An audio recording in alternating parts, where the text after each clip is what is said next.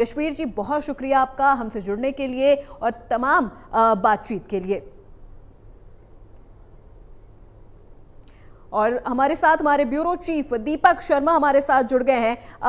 दीपक, अभी यशवीर जी से भी बात हो रही थी, वरिष्ठ पत्रकार हैं वो, और वो जिस तरह से बता रहे थे कि जो ये दो बड़े मंत्रालय इस वक्त मनोहर लाल खट्टर को मिले हैं, उनकी जिम्मेदारी भी बढ़ जाती है और उनका एक लंबा अनुभव रहा है। यानी अब ये माना जाए कि वो बेहद करीबी तो हो ही गए हैं पीएम मोदी के, और जिम्मेदारियां भी उनके ऊपर काफी ज्यादा हो गई है क्योंकि दो मंत्रालय हैं। बड़ी जिम्मेदारी है। और अब अगर हम बात करें यूं तो मनोहर लाल एक अच्छा तजुर्बा है, 9.5 साल का हरियाणा में बतौर मुख्यमंत्री का, और उनको जो अब सांसद बनने के बाद केंद्र सरकार में कैबिनेट मंत्री बनाया गया, तो जो मंत्रालय दिए गए हैं मनोहर लाल की अगर बात करें तो उनको जो मंत्रालय दिए गए हैं, एक तरफ तो ऊर्जा मंत्रालय दिया गया है, दूसरी तरफ अगर हम बात कर रहे हैं कि उनको शहरी विकास एवं आवास मंत्रालय दिया गया है जी। और इसमें भी मनोहर लाल की अगर बात करें तो उन्होंने बतौर मुख्यमंत्री रहते भी कई अहम काम करे। और हमें मालूम है कि चुनाव से पहले उन्होंने बाकायदा शहरी आवास को सबको अपने घर को लेकर के कई योजनाएं कई ऐसे घर भी बनवाए थे, बाकायदा उसको लेकर के तैयारियां भी लगातार चल रही थी। और ऐसे में अब यही विभाग, हालांकि ये काफी अहम विभाग होता है, शहरी विकास एवं आवास मकान आवास की बात सबसे पहले तो प्रधानमंत्री नरेंद्र मोदी भी बार बार बात कहते रहे कि मोदी की गारंटी में सबको आवास की बात कही उन्होंने। अब की अगर बात 3 करोड़ आवास देने की बात कही थी, जिनके अपने घर नहीं है उनके अपने आवास, जो गरीबी रेखा से नीचे लोग हैं उनको मकान मिले, बीपीएल लोगों को मकान मिले। और इस सब आवास की बात कर तो ये मंत्रालय में अपने साथ प्रधानमंत्री ने अपने सपने में अपने साथ मनोहर लाल को बतौर कैबिनेट मंत्री जोड़ा है। उनको यह मंत्रालय दिया गया है जिसमें आवास और शहर विकास ये जिम्मेदारी उनके पास है। हालांकि तो ऊर्जा मंत्री है और शहरी विकास में बात करें पूरा इंचार्ज उनके पास आता है, तमाम जो महानगर है वो उनके पास आते हैं। हमने देखा कि गुरुग्राम हो, सोनीपत हो, करनाल हो, हरियाणा की दृष्टि से भी बात करें तो तमाम शहरों के विकास की जो बात है, परियोजनाएं जो है वो इस मंत्रालय में रहती है, जो कि आवास अपने आवास की बात, 3 करोड़ आवास की बात प्रधानमंत्री नरेंद्र मोदी करते हैं। और उस सपने में उस टारगेट प्रधानमंत्री नरेंद्र मोदी ने रखा है अपने लिए, तमाम लोगों को उनके घर मुहैया कराया जाए, उसमें मनोहर लाल को क्या मंत्रालय दिया गया है। तो कहीं ना कहीं एक बड़ी जिम्मेदारी मनोहर लाल के पास है और एक बड़ा तजुर्बा भी इनके पास है। अगर बात करें तो मनोहर लाल के पास, यूं तो मनोहर लाल की सबसे बड़ी जो खासियत रही अपनी सरकार के दौरान ऑनलाइन प्रक्रिया को लेकर हर चीज में, चाहे वो तबादले हो, चाहे वो भर्ती हो, चाहे वो अगर हम बात करें तमाम योजनाएं हैं वो उन्होंने ऑनलाइन लेकर आए। पोर्टल की सरकार के विपक्ष हर बार निशाने साधता था, लेकिन जब आप वो शहरी विकास के मामले में आए हैं, आवास के मामले में आए हैं, तो इसमें कोई दो राय है। हर जो एक प्रक्रिया, हर व्यक्ति को अपना आवास भी दिखाएंगे तमाम लोगों को कि कैसे बेहतर काम हो।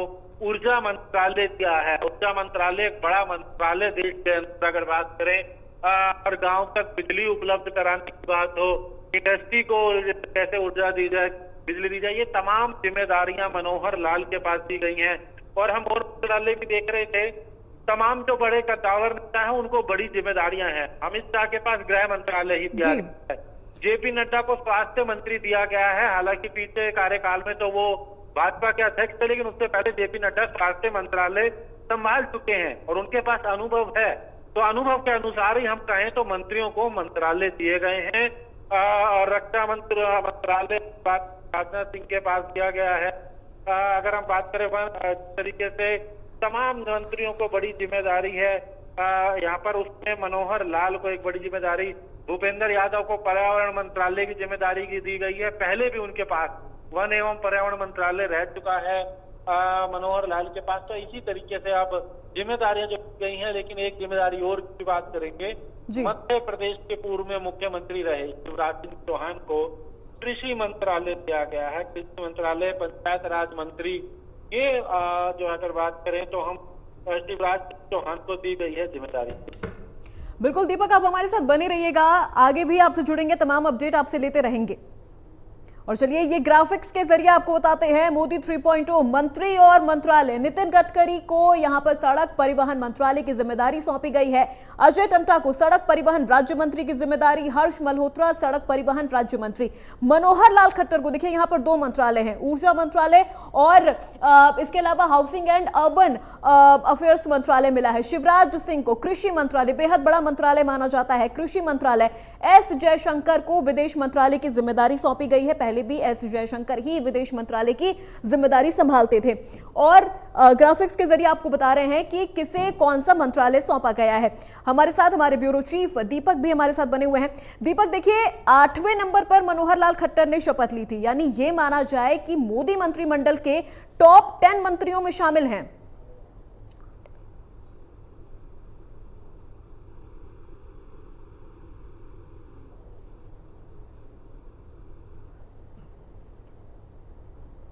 तो हमारे ब्यूरो चीफ दीपक शर्मा लगातार हम तक अपडेट पहुंचा रहे हैं, उनसे फिर जुड़ने की कोशिश करेंगे।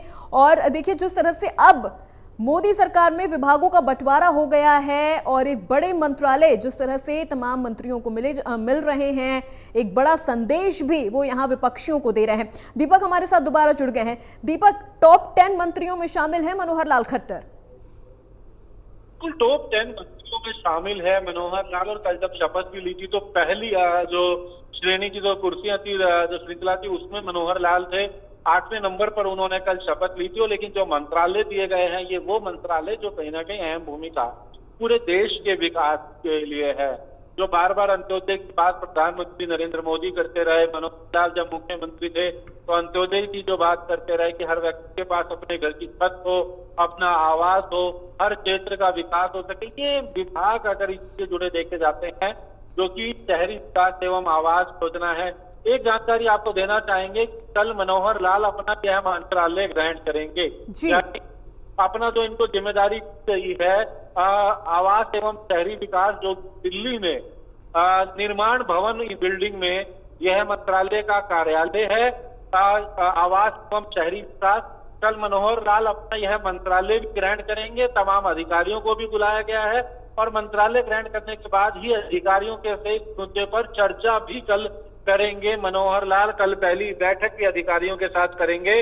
तो एक्टिव मोड में मनोहर लाल आ गए हैं। कल सुबह ही मनोहर लाल कैबिनेट मंत्री अपने मंत्रालय ग्रहण करेंगे। दिल्ली में निर्माण भवन में जो है शहरी विकास एवं आवास मंत्रालय है, जहां मनोहर लाल अपने यह मंत्रालय जो है ग्रहण करेंगे। जी बिल्कुल दीपक, क्योंकि देखिए जिस तरह से कैबिनेट की बैठक हुई थी 3 करोड़ आवास को लेकर ये पूरी बैठक थी, जहां पर पीएम नरेंद्र मोदी ये चाहते हैं कि जब ये आवास बने तब ये तमाम सुख सुविधाओं से लैस हो। और जैसा कि आप बता रहे हैं कि कल मनोहर लाल खट्टर ये जो विभाग है इसकी जिम्मेदारी वो कल से ही संभालेंगे, तो ये माना जाए कि कल से ही कई बड़े बड़े जो फैसले हैं वो हमें देखने और सुनने को मिलेंगे। जी बिल्कुल, क्योंकि 100 दिन का एक रोड मैप की बात की गई है कि 100 दिनों में एक अपनी वर्क रिपोर्ट भी देनी है सरकार को। नरेंद्र मोदी जो कि तीसरी बार प्रधानमंत्री बने, 100 दिनों का एक टारगेट के तौर पे भी काम रखा जा रहा है, जो इन 5 वर्षों में काम किया जाएगा। 100 दिनों में एक रिपोर्ट भी तैयार होगी, किस तरीके से आगे बढ़ना है उसको लेकर के। और ऐसे में एक्टिव मोड में सरकार है, और जब एक्टिव मोड में सरकार है तो उसी एक्टिव मोड में कैबिनेट मंत्री मनोहर लाल भी नजर आ रहे हैं। आज अभी कैबिनेट की बैठक के बाद वो अभी वापिस आए हैं। उनको जो मंत्रालय दिए गए हैं कल ही अपने ये मंत्रालय जो है मनोहर लाल ग्रहण करेंगे, उन मंत्रालयों को संभालेंगे। शहरी विकास एवं आवास मंत्रालय, और इसके अलावा अगर बात करें ऊर्जा मंत्री की भी कल ही जो अपना मंत्रालय जो है वो अपना संभालेंगे। और इसके साथ साथ तमाम अधिकारी भी जो हमें जानकारी मिली है वहां मौजूद रहेंगे और अपना मंत्रालय संभालने के बाद उन अधिकारियों के साथ भी कल चर्चा करेंगे इन योजनाओं को लेकर के। क्योंकि अब जिम्मेदारी, अब तक हरियाणा की जिम्मेदारी मनोहर लाल के पास थी, 9.5 वर्ष तक संभाली। अब पूरे देश में मंत्रालय जो है शहरी विकास एवं आवास और ऊर्जा मंत्रालय की जिम्मेदारी पूरे देश की है। प्रधानमंत्री नरेंद्र मोदी के साथ मिलकर के उनको इन मंत्रालयों के लिए काम करना है। प्रधानमंत्री नरेंद्र मोदी जो है उन्होंने इन्हें जो जिम्मेदारी दी है वो शहरी विकास एवं आवास मंत्रालय की और ऊर्जा मंत्री की दी है। तो कल अपनी ये जो मंत्रालय है मनोहर लाल कल अपने मंत्रालय बिल्कुल संभालेंगे। दीपक, कल दो बड़ी जिम्मेदारी मनोहर लाल खट्टर संभालने वाले हैं और कल शपथ ग्रहण से जुड़ी ये 6 तस्वीरें हम और दर्शकों को दिखाते हैं उनकी टीवी स्क्रीन पर कि इन 6 तस्वीरों में किसे कौन सा जो मंत्रालय है वो मिला है। पहली तस्वीर आप देख सकते हैं एस जयशंकर की, जिनके पास विदेश मंत्रालय की जिम्मेदारी है। दूसरी तस्वीर में है नितिन गडकरी, जिनके पास तीसरी बार सड़क एवं परिवहन मंत्रालय की जिम्मेदारी है। अश्विनी वैष्णव, रेल एवं सूचना मंत्रालय अश्विनी वैष्णव की जिम्मेदारी है, वो इस बार ये मंत्रालय संभालेंगे। गजेंद्र शेखावत, संस्कृति एवं पर्यटन जो मंत्रालय है वो गजेंद्र शेखावत के पास है। ज्योतिरादित्य सिंधिया भी एक बड़ा चेहरा है बीजेपी कैबिनेट में, मोदी कैबिनेट में। दूरसंचार जो मंत्रालय है वो ज्योतिरादित्य सिंधिया को दिया गया है। चिराग पासवान युवा चेहरा है मोदी कैबिनेट में। खेल मंत्रालय की जिम्मेदारी चिराग पासवान को सौंपी गई है। तो ये 6 और तस्वीरें हम आपको दिखा रहे हैं मोदी सरकार में विभागों के बंटवारे को लेकर कि किसे कौन सा विभाग मिला है। कई मंत्रालय ऐसे हैं जहां पर चेहरे एक बार फिर से रिपीट हुए हैं, जैसे गृह मंत्रालय की बात कर ली जाए, रक्षा मंत्रालय की बात कर ली जाए, वित्त मंत्रालय की बात कर ली जाए, तो इन मंत्रालयों में जो चेहरे हैं वो रिपीट हुए हैं और कई मंत्रालयों में जो चेहरे हैं वो हमें नए नजर आ रहे हैं। दीपक देखिए, वही बात है कि जिस तरह से जिसका जितना ज्यादा अनुभव है, जिसकी जितनी पकड़ है, जितनी पहुंच है, उस हिसाब से यहां पर इस बार मंत्रालयों का जो बंटवारा है वो हुआ है। मनोहर लाल की बात कर ली जाए, एक लंबा अनुभव है उनके पास राजनीति का, हरियाणा की राजनीति वो अच्छे से समझते हैं। ऐसे में 2 बड़े मंत्रालय उन्हें देना और कल वो इन दोनों मंत्रालयों का जो कार्यभार है वो भी संभालेंगे।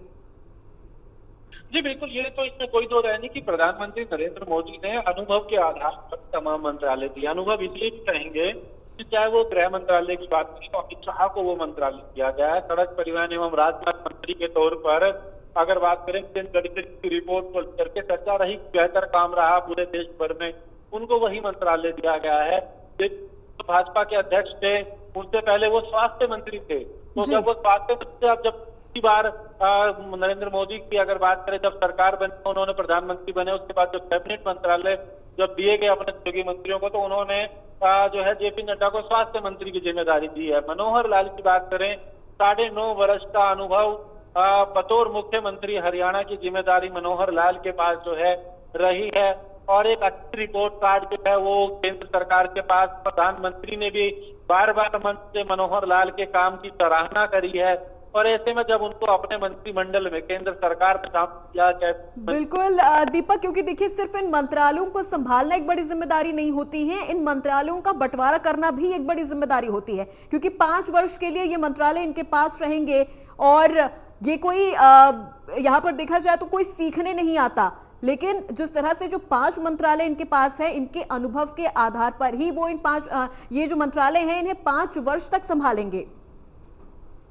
जी बिल्कुल, ये मंत्रालय जो दिए हैं अनुभव के आधार पर और एक अच्छा काम रहे, बेहतर रिपोर्ट रहे, जो सोच देकर के चल रहे हैं, ये विकसित भारत जो प्रधानमंत्री बात करते हैं उसमें बेहतर तरीके से काम हो सके, उसके लिए अक्सर जो है सरकार का प्रयास भी रहता है। और ऐसे में मनोहर लाल जी ने ये जिम्मेदारी दी गई और हम इस बात से कह सकते हैं कि किस तरीके से एक्टिव मोड में मनोहर लाल हैं।